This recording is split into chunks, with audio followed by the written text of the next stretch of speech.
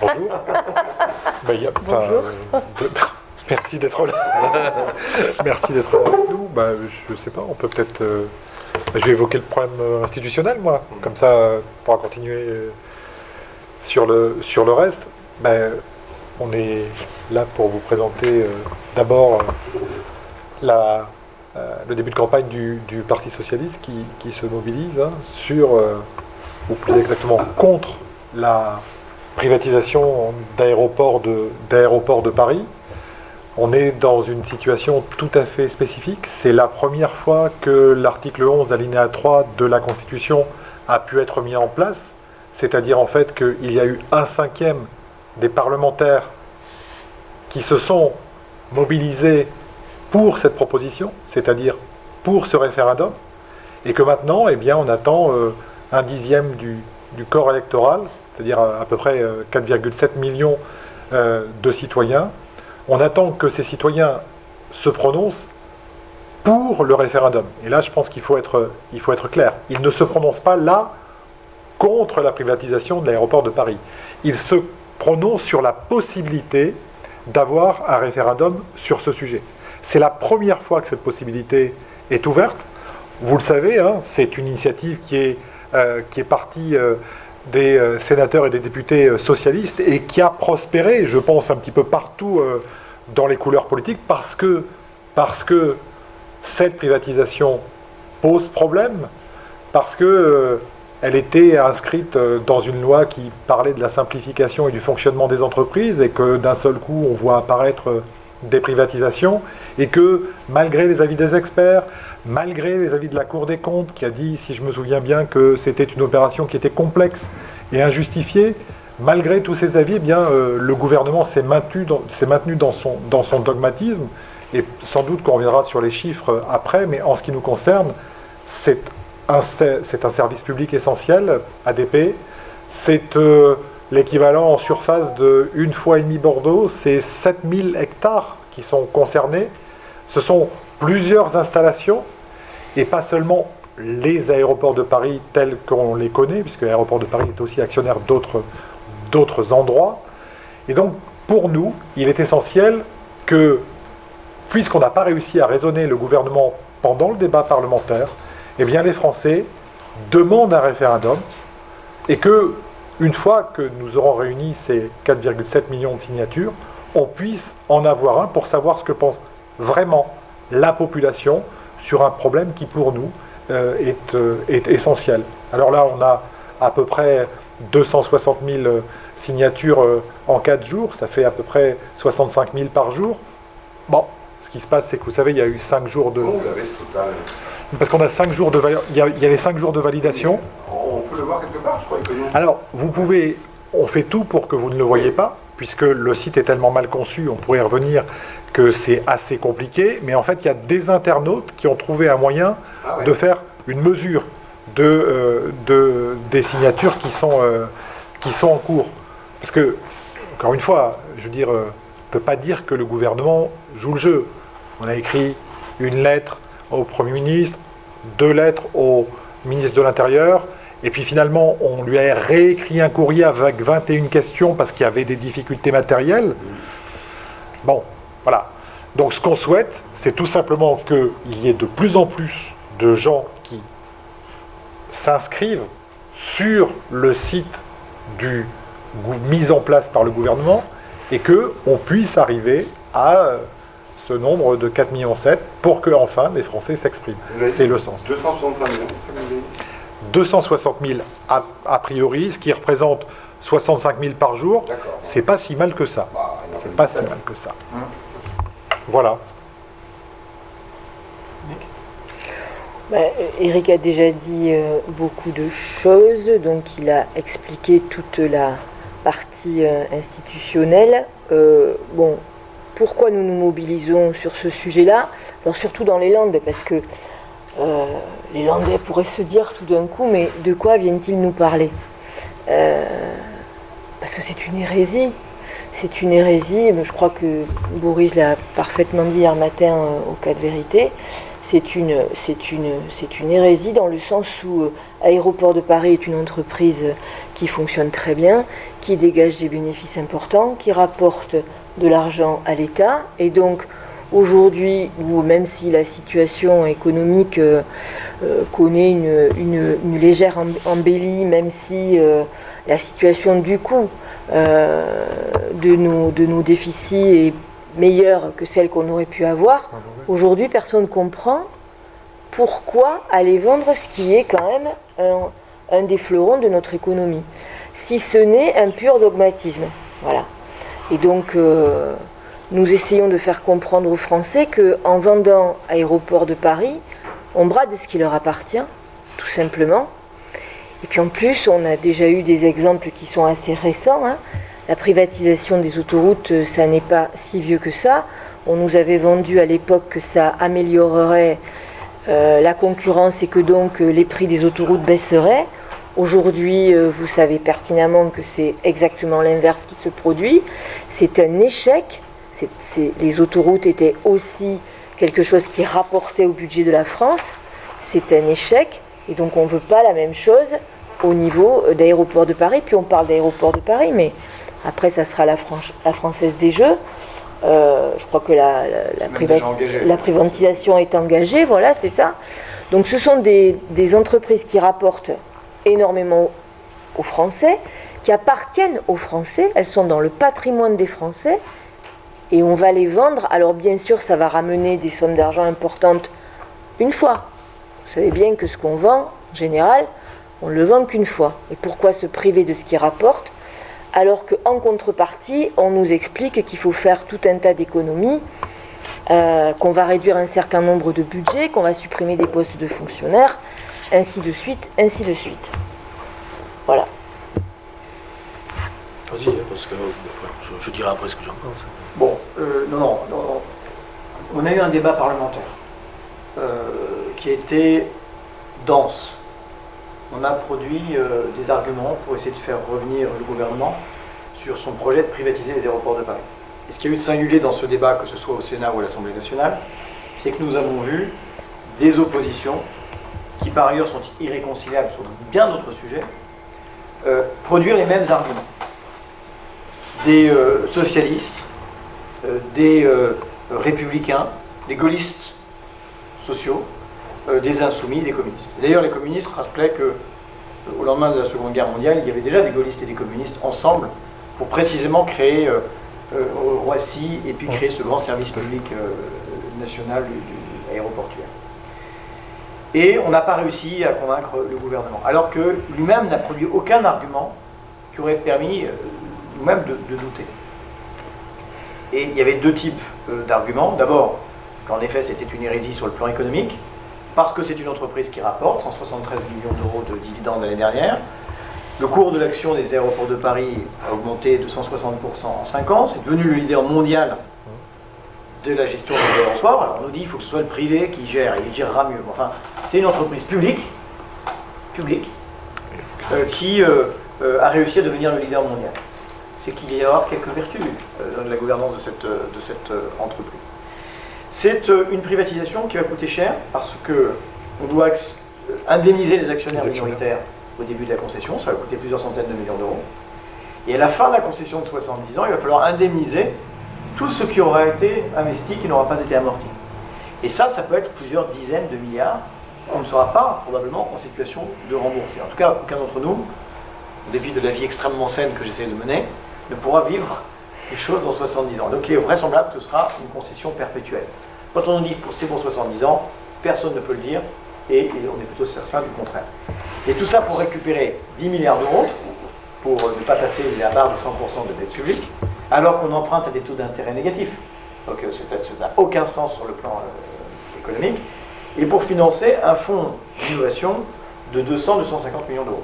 Sauf que ce qu'il y a dans la loi du gouvernement entre la Française des Jeux, Engie et Aéroports de Paris, c'est 900 millions d'euros de dividendes par an. 900 millions d'euros de dividendes perpétuels, pour le coup, même s'il peut y avoir des aléas économiques, enfin en tout cas réguliers, contre 200 millions d'euros. Il y a un truc qui ne marche pas. Et puis sur le plan stratégique, c'est évoqué, c'est pas une entreprise comme les autres, c'est un quasi-monopole sur le fret international, sur tous les longs courriers. C'est un outil d'aménagement du territoire, c'est le hub d'Air France, et on peut n'avoir rien à faire de la compagnie nationale. Mais enfin, c'est de là qu'elle se déploie, qu'elle est une entreprise mondiale. C'est une frontière. Et puis, c'est une entreprise qui est au cœur de tous les grands projets d'aménagement de la région Île-de-France, qui sont en général des projets d'intérêt non seulement régional, mais national. C'est aussi à ce titre-là, d'ailleurs, que ça concerne les Landais. À chaque fois que vous voulez partez de Pau pour un voyage à l'étranger, vous passez par le hub de Roissy. Vous n'avez pas toutes les destinations, ni à Bordeaux, ni à Toulouse, ou alors il faut passer par le hub d'Air France. Et donc, une fois qu'on aura vendu ça, les dividendes iront dans la poche des actionnaires, et puis les augmentations de tarifs, c'est-à-dire les péages, ça va être pour les usagers. Ça, on l'a déjà vécu. Hein. C'est le scandale des autoroutes. Bon, et on le sait, il n'y a pas de marche arrière. Donc, on a décidé, poser la question de savoir comment on pouvait faire obstacle à cette privatisation, et on peut essayer d'organiser un référendum dès lors que 20% des parlementaires, c'est-à-dire 185 députés et ou sénateurs, se réunissent. Et nous, on a 248 parlementaires qui sont unis, de gauche et de droite, pour engager cette procédure qui, évidemment, contrarie un petit peu les projets du gouvernement. Mais enfin, c'était quand même bien notre intention, donc on ne va pas s'en plaindre. On a passé le barrage du Conseil constitutionnel, ce qui nous paraissait un peu assuré, mais enfin, quand il y a des juges, il y a un risque. Ça va mieux. Hein, voilà. Et on a passé cette première étape. Maintenant, il nous faut réunir, ça a été dit, 10% du corps électoral. 4,7 millions d'électeurs et d'électrices. C'est pour les Landes à peu près 31 000 à 32 000 électeurs et électrices dont nous devons obtenir le soutien dans les 9 prochains mois. Ça démarre correctement, mais c'est à la fois une course qu'il faut démarrer tout de suite, mais qu'il faut tenir dans la distance. Voilà. On sait que, évidemment, c'est exigeant. On disait tout à l'heure, c'est 17 000 soutiens par jour pendant 9 mois. Bon. Ça veut dire que c'est l'affaire de tous. Il y a eu dans le mouvement des Gilets jaunes un désir de participation accrue.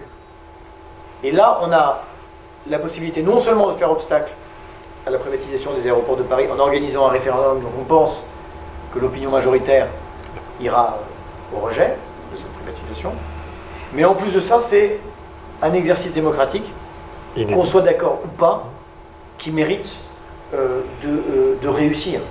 C'est le premier exemple de ce dialogue fructueux sur le plan démocratique entre des parlementaires qui sont une part de la représentation nationale et des électeurs. Les uns prenant l'initiative et demandant aux autres de les soutenir. Et quand je dis que c'était l'affaire de tous, c'est aussi l'intérêt du gouvernement, qui doit tout mettre en œuvre pour que ça se passe bien. Il a mis en ligne un site internet dont Éric Kerrouche, sur son Facebook, a dit qu'il avait été conçu pour Minitel. Et c'est vrai qu'il y a un peu de ça quand même.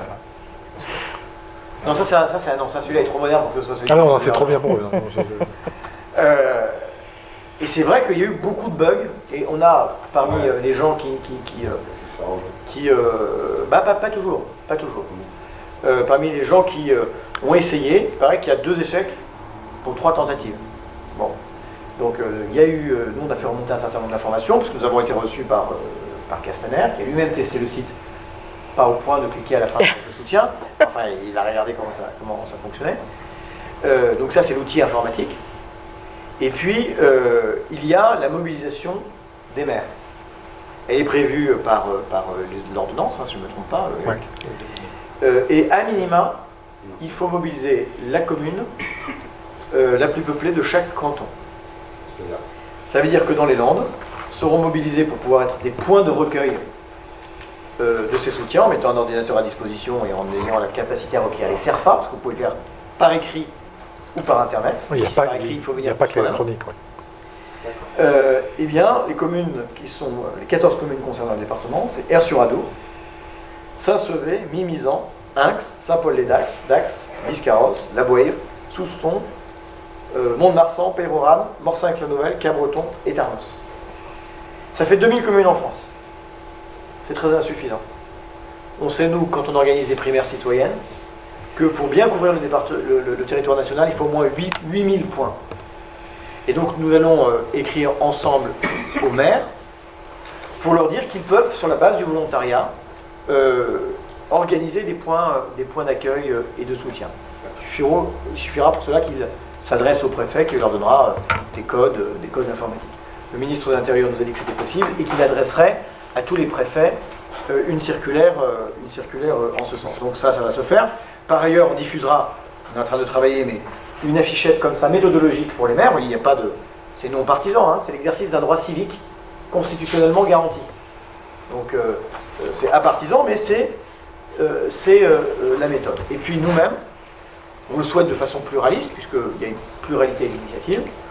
On va aussi faire campagne pendant 9 mois sur les marchés, en allant aussi avec des tablettes, des téléphones portables. C'est au fond possible de le faire à la rencontre des Landaises et des Landais pour qu'ils puissent participer à ce référendum.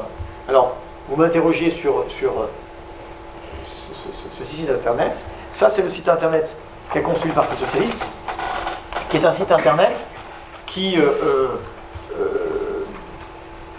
a aussi une vocation pédagogique. C'est-à-dire que chacun, une fois qu'il a signé, peut devenir l'agent de cette proposition de référendum d'initiative partagée. Et donc, on lui donne des éléments pour comprendre les enjeux du maintien dans le giron public des aéroports de Paris. Donc, il y a un certain nombre d'argumentaires qu'ensuite il peut produire. Il y aura également des kits de campagne qu'ils pourront imprimer eux-mêmes et,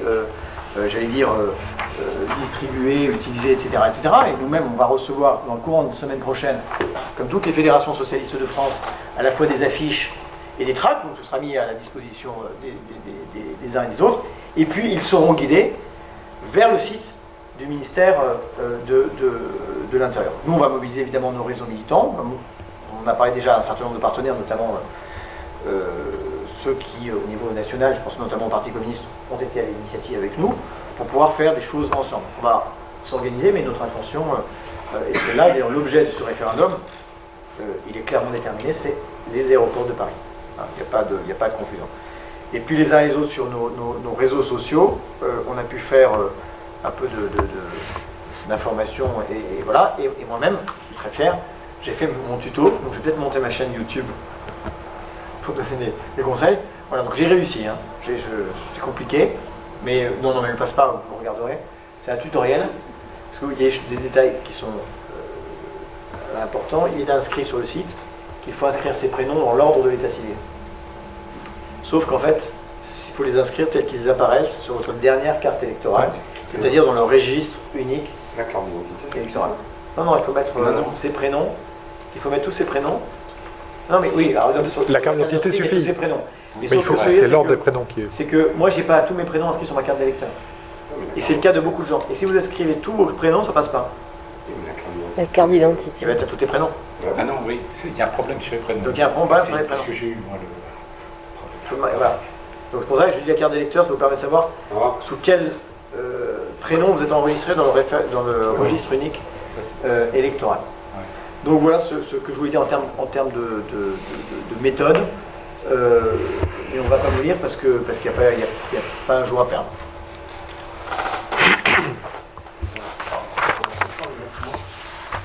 Le 13 juin dernier, à 0h. Non, mais là, l'enjeu est réel parce que par rapport à l'écho sur les pertes de repères dont nous ont fait part les citoyens sur la représentation, sur la démocratie, le fait qu'on puisse aujourd'hui pouvoir un exercice réel de référendum d'initiative partagée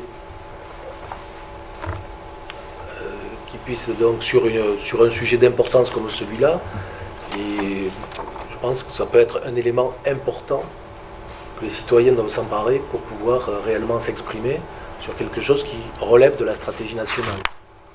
Parce que Monique, Eric et Boris ont évoqué la problématique des autoroutes. On voit bien aujourd'hui quand même la difficulté dans laquelle on est par rapport aux autoroutes. Et il ne faudrait pas que l'on puisse avoir à pâtir un petit peu de la même situation dans les aéroports, parce que même si c'est un gouvernement qu'on a soutenu, on ne peut pas dire que toutes les expériences sont bonnes à être renouvelées, on va dire, en la matière. Si on prend l'exemple de Toulouse, on connaît quand même de graves difficultés aujourd'hui. Donc, réellement, c'est cet exercice, je crois, et c'est pour ça qu'il faut que tout le monde puisse faire jouer ses réseaux afin de pouvoir mobiliser le maximum de population. Alors, le début est prometteur, même si on connaît des difficultés qu'ont évoquées Boris, parce que c'est vrai que quand on voit tout ce qu'il faut renseigner, quand même, bon, il faut que les gens en aient envie, quand même. Bon, donc, on y arrive, hein, mais ça nécessite quand même donc peut-être d'accompagner beaucoup les citoyens, et c'est pour ça que ça va nécessiter de la part des acteurs locaux une forte mobilisation, et l'initiative d'écrire à l'ensemble des maires de ce département pour que chaque mairie puisse devenir un point d'entrée pour tous les citoyens qui souhaitent signer cette volonté de voir le référendum, je pense, est une initiative intéressante. Et le deuxième élément, c'est que on a vu que l'ensemble des mouvements politiques, du moins représentés à l'Assemblée nationale, en dehors de la République en marche, étaient favorables à cette initiative référendaire. Donc je pense qu'il faudra que chacun se mobilise et qu'on mobilise largement autour de notre initiative pour qu'il y ait des résultats à la hauteur de nos attentes. Parce que ce n'est jamais, à la limite, que 10% du corps électoral. Donc, certes, ça fait 4 700 000 personnes, mais ça fait 10%. Donc, on ne manquera pas. C'est la mobilisation d'une primaire. Hein. Voilà. Oui, c'est ça. Mais on ne manquera pas, de rappeler au président de la République, quand on atteindra le million, que c'était sa proposition. C'était sa proposition. Au sortir du grand débat. Voilà. Donc il pourra déclencher l'article 11. Il peut changer de l'alinéa d'article 11. C'est assez facile. Non, mais sur le site, quand même, enfin, juste une petite comparaison. On ne demande pas forcément au gouvernement d'être beau joueur, mais quand on compare, par exemple, le site du grand débat qui a été mis en place et le site qui est mis en place ensuite pour le référendum, on voit quand même qu'il y a, comment dire ça, une différence qualitative et ergonomique. C'était 1,3 million de contribution de mémoire ou un peu plus? Non, parce que c'était en visiteur, parce qu'on pouvait visiter plusieurs fois. Ah, ok. Oui. En contribution? Oui. C'est pas des contributions uniques, puisqu'on pouvait contribuer plusieurs fois. Très bien. Et c'est le site intérieur du ministère de l'Intérieur, Oui. et Amiens particulière. Tu peux le mettre peut-être? C'est référendum. Non, il y a un site Il y a un site dédié. Hein, Il y a un site dédié. On va vous montrer. Il suffit qu'on mette RIP. On y arrive très facilement. C'est référendum.gouv.fr, je crois. Déjà, on va voir s'il y avait un lien sur le site. Déjà, on va voir si c'est bien référencé. Ouais, c'est ça. Il n'est pas en haut quand même, tu vois. Voilà, c'est référendum.gouv.fr.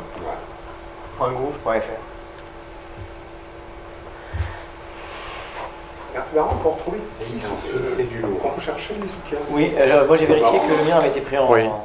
Mais là aussi, c'est fait pour qu'on puisse pas voir. Essayez de rechercher votre soutien. D'accord, ok. Vous allez Faut voir. faire un catcha, je sais pas quoi. Là. Voilà, il faut faire un catcha à chaque fois par morceau de Ouais, page. bien sûr. Oui, mais à chaque page qu'on saute, J'entends bien. ça fait beaucoup quand même.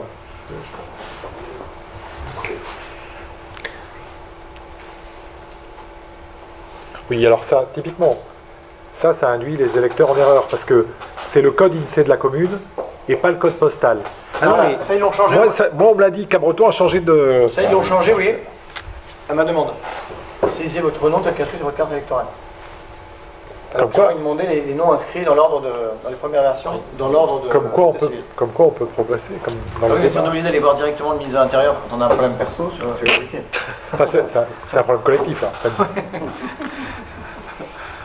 Non, mais tu vois, si on n'avait pas pu le voir, Question, est-ce qu'ils ont justifié pourquoi toutes ces informations parce que c'est des données personnelles, Non, ils mais veulent pas qu'elles soient piratées, récupérées. et puis il faut qu'on puisse y aller qu'une fois, parce que effectivement, non mais il y a un vrai souci de sécurité. Après, c'est la façon dont on le gère. C'est l'ergonomie. C'est la façon dont on le gère. L'ergonomie n'est pas bonne. Voilà. Mais bon. C'est pas quand même non plus le problème. Enfin, pour moi, c'est pas- Après plusieurs essais, au début ça a été compliqué. Non mais Oui, il semblerait. j'exclus pas que ça s'améliore avec le temps, mais on voit bien, enfin, on va pas dire que en l'espèce le gouvernement n'est pas bon joueur. C'est une évidence. Mais je pense que ça. Mais Boris a dit quelque chose d'important. Il y a la question d'ADP, il y a la question de quelle est notre attitude globalement par rapport aux privatisations. Juste parce que je l'ai re-regardé, 3 chiffres sur en ce qui concerne les autoroutes. Le rapport de la Cour des comptes 2013 a estimé que la rente d'État liée aux autoroutes, c'était 27 milliards de dollars. 27 milliards, excusez-moi, d'euros. Je pensais à Trump en même temps. 27 milliards d'euros. On les a vendus 14 milliards 8. Ont été distribués à Abertis, à Eiffage et à Vinci 27 milliards d'euros de dividendes. Donc là on a un vrai problème dans l'orientation qu'on veut par rapport à l'avenir de notre pays, par rapport à, j'allais dire, aux choix collectifs qu'on peut faire et aux biens collectifs et aux biens qui doivent demeurer des biens collectifs. Et on estime que pour ADP, c'est un élément essentiel. Parce que je ne sais pas si Boris l'a dit, mais c'est quand même 600 000 emplois directs et indirects ADP. Hein. C'est pas n'importe quoi. Oui, le premier bassin d'emploi de la région Île-de-France. Oui. C'est considérable. Hein. Quand vous faites l'été là, C'est-à-dire pour continuer à mobiliser. Alors d'abord, le calcul c'est, il faut qu'on... tu divises, c'est 17 000 par jour. C'est 17 000 par jour. c'est ça, je Oui, mais en fait, rapporter à chaque signataire, c'est pas énorme. Je vais te dire ça. C'est notre collègue... Oui, comment s'appelle-t-il t'es mal. Rachid Temal qui a fait un calcul. Oui, mais- C'est-à-dire un signataire fait signer. Qu'est-ce qu'il a dit? C'est ça. Chaque signataire fait signer 21 personnes. 21, voilà, c'est ça. Si chaque signataire mobilise 21 personnes, on fait 4 millions. Oui, oui, 21, bien c'est sûr. rien. Si chaque signataire d'aujourd'hui, il a qu'à signer aujourd'hui, Ouais. voilà. D'accord.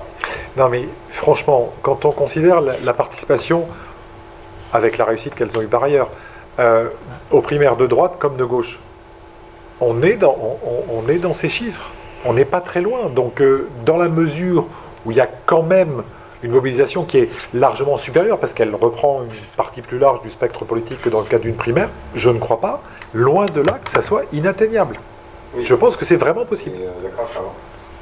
Mais l'été, vous faites comment Donc vous voyez Mais- très concrètement, on reçoit donc le matériel électoral, là on les a imprimés maison, on va recevoir des affiches comme ça. Les tracts on les a pas encore, ça en fait c'est ceux de notre département ça. Donc on aura tout ça.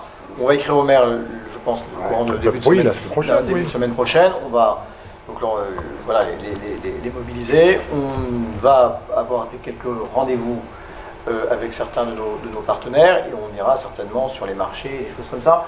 Moi j'aimerais bien qu'on puisse faire en juillet, avant le 14 juillet si on le peut, une réunion un peu publique et d'information, et puis qu'on remette ça régulièrement parce qu'il faut tenir sur la durée.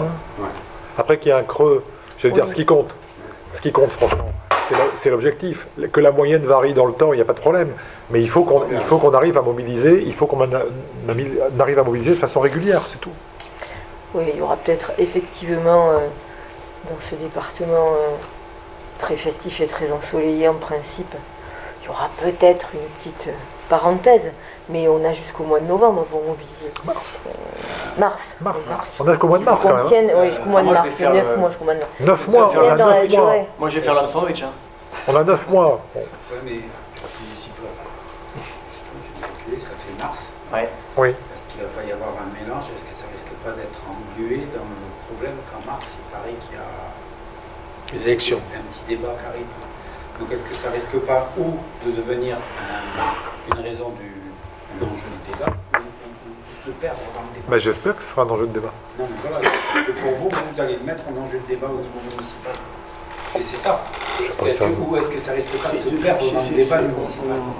On verra, mais nous on pense qu'il y a un enjeu économique, de souveraineté et un enjeu démocratique. Voilà. On est d'accord.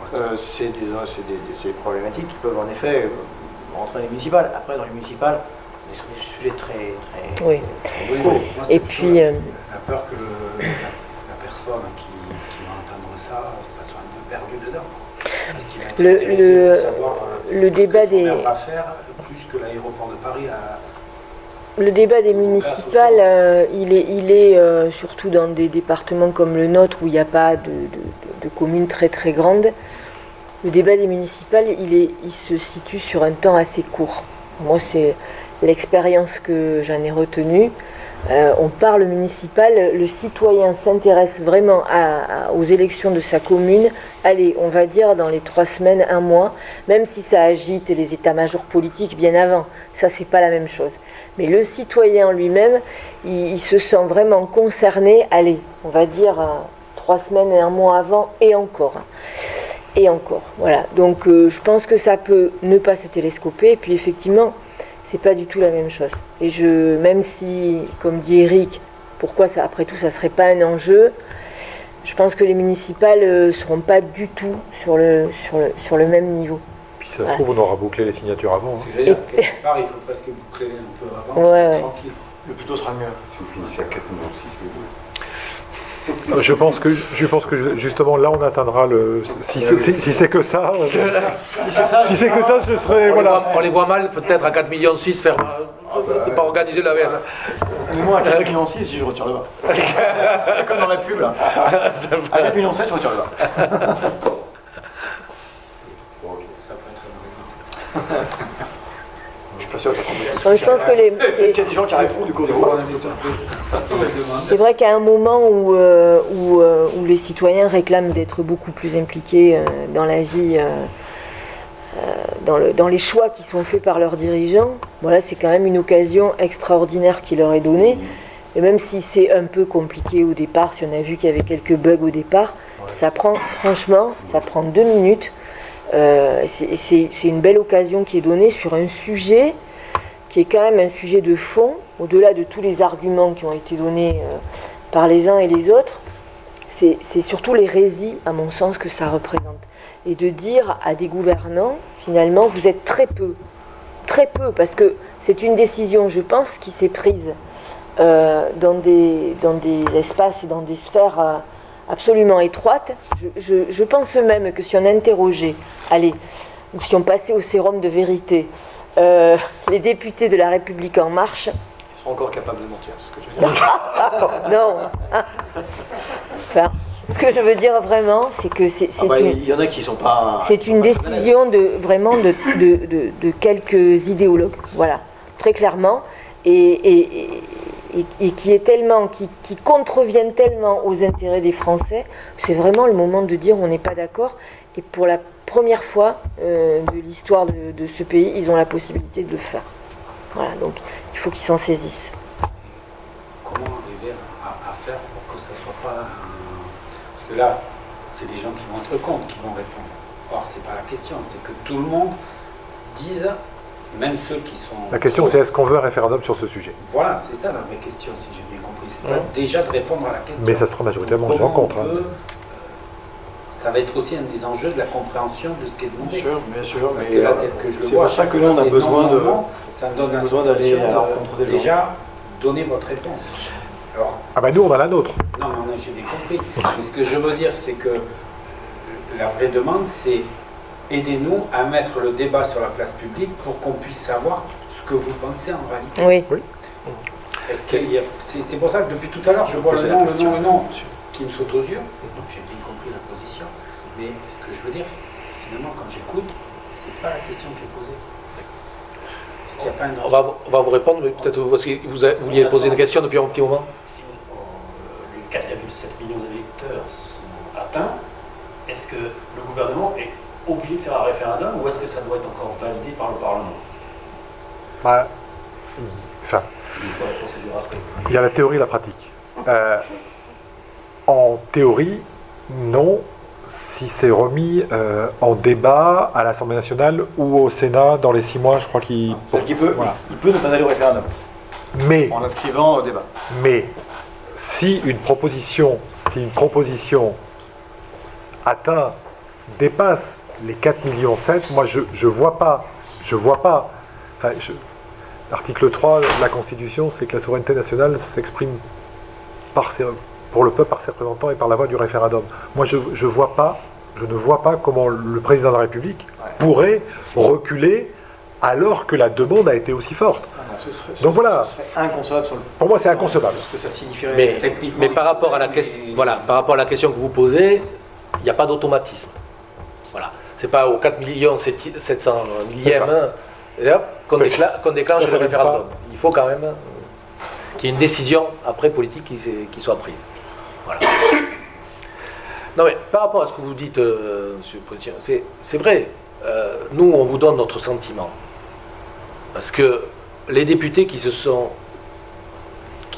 les sénateurs, pardon, qui ont décidé, qui ont pris l'initiative de référendum d'initiative partagée, bien sûr, sont tous animés par le même objectif, c'est la non-privatisation d'ADP.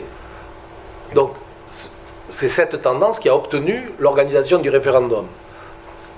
Mais maintenant, c'est vrai que ce qu'on souhaite de la part des citoyens, c'est qu'ils s'emparent du débat, qu'ils soient pour ou qu'ils soient en contre, mais qu'ils disent qu'ils veulent qu'il y ait un référendum sur ce sujet-là.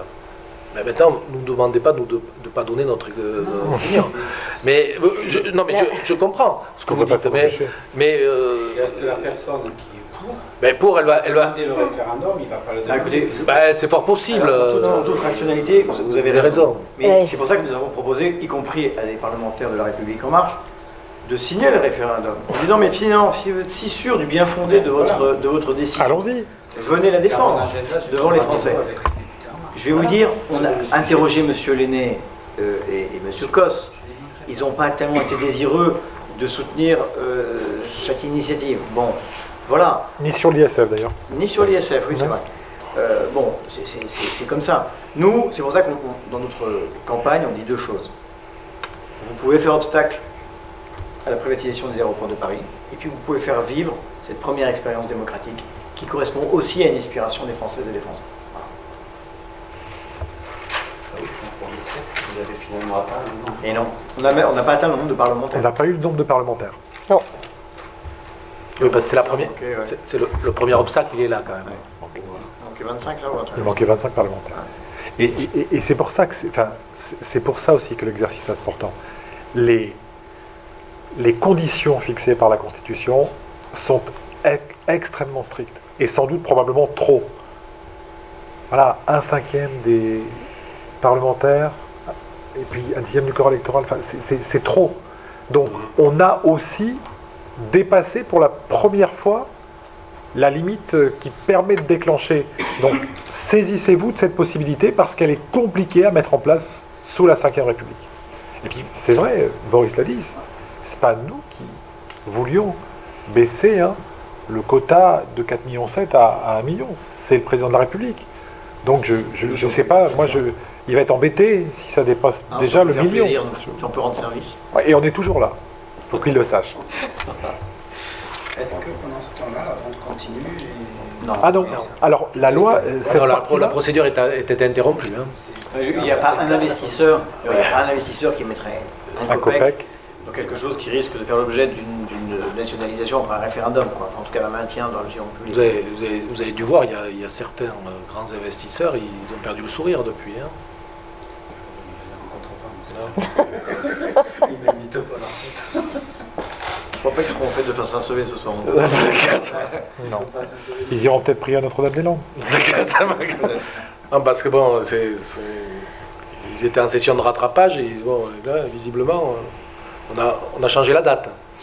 Donc, Voilà ce qu'on peut vous dire. Merci beaucoup. Merci à vous. Merci à vous.